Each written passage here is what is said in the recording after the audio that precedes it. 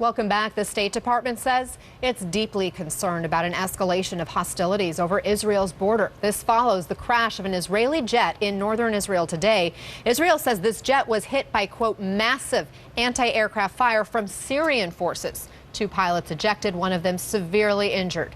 Israeli officials say their warplanes were conducting airstrikes on Iranian targets inside Syria. The country's military says those airstrikes came after a combat helicopter intercepted an Iranian drone dispatched on a mission inside Israel. Now, CNN's Ian Lee is in the Golan Heights area following this. What is the response, Ian, from Syria and Iran?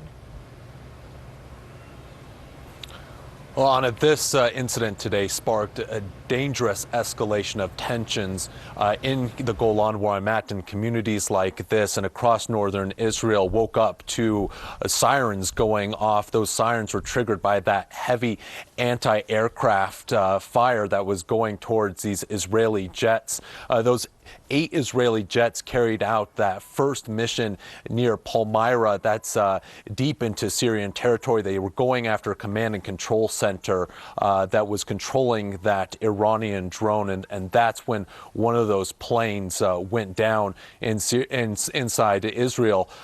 They also retaliated again, going after Iranian and Syrian targets, anti-aircraft batteries around Damascus.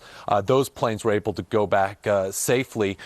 Israel has said that they're going to go after targets like this when Iran or the Syrian government infiltrates Israel airspace. Now, on the other side, you have the Syrian government calling this an aggressive act by Israel. Iran called this allegation that their drone entered Israeli airspace as ridiculous. They say that they were invited to operate in Syria and that they're going after ISIS targets. In the aftermath of this, Prime Minister Benjamin Netanyahu spoke with Russian President Vladimir Putin about this incident, as well as Secretary of State Rex Tillerson, to get them on board and up to date on the latest. But he also had this message for Iran. Take a listen.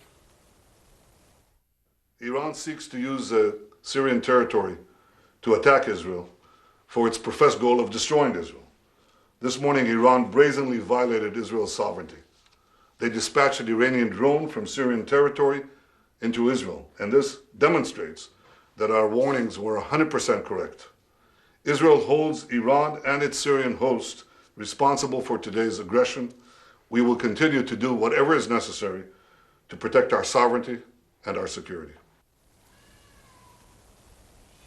So, Anna, right now, things seem to be fairly quiet. Israeli officials have said the ball's in Syria and Iran's court. They don't want to escalate the situation any further. But there are 2 takeaways from today's events. First off, this is the first time an Iranian drone has allegedly entered Israeli airspace since the beginning of the civil war.